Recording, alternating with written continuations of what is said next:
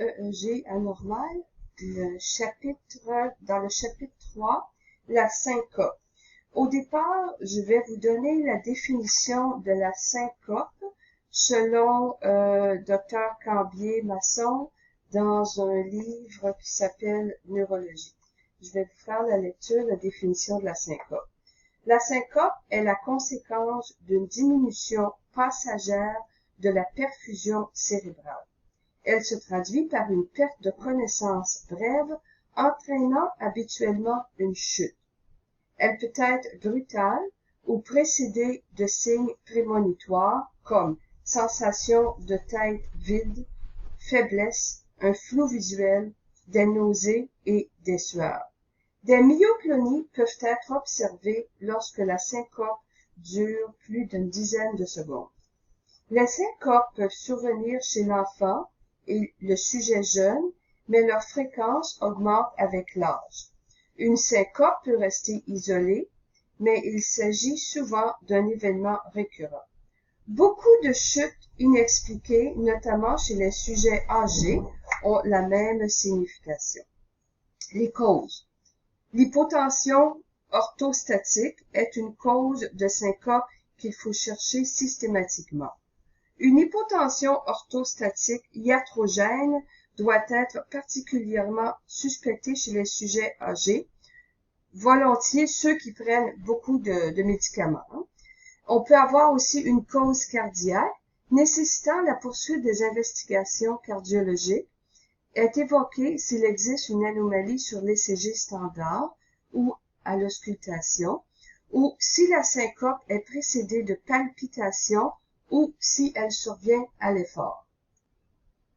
Et en dernier, on a les syncopes réflexes sont les plus fréquentes. Leur mécanisme est cardio-inhibiteur, donc une activation parasympathique, vasodépresseur, une inhibition du sympathique, ou mixte, ce qu'on appelle les syncopes vasophagales. Vasophagales. Les conditions de survenue sont importantes à préciser. Les syncopes vasovagales les plus fréquentes sont déclenchées par les émotions et la douleur, notamment viscérale.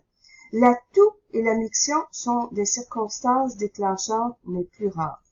L'hypersensibilité du sinus carotidien pourrait jouer un rôle dans les syncopes et chutes inexpliquées chez les sujets âgés.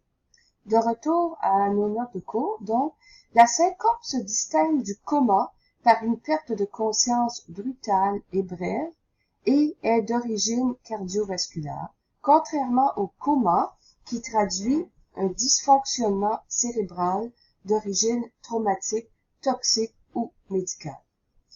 L'enregistrement EEG pour un bilan de syncope. Avec une syncope, il est important de placer une dérivation ECG pour vérifier les composantes cardiaques. L'EEG présentera des signes de ralentissement diffus et de basse amplitude, persistant peu de temps après la syncope pour ensuite disparaître. Les manifestations cliniques de la syncope.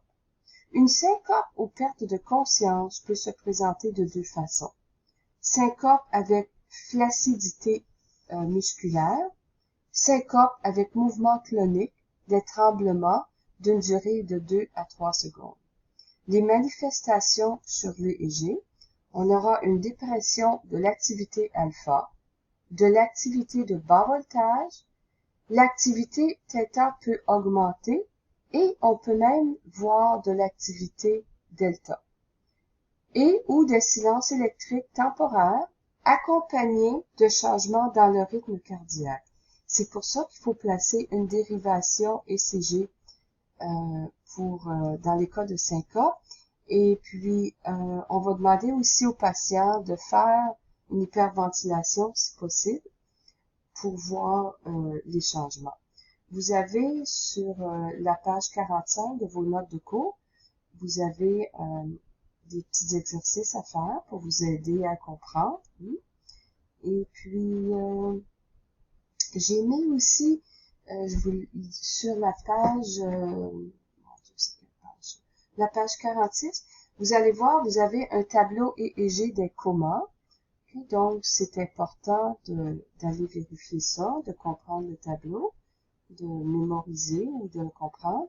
Ensuite, il y a un petit article sur le locked-in syndrome, qui est un élément important aussi à connaître pour le technologue en électroencéphalographie. Donc, ça termine ici le chapitre des comas, troubles de la conscience et des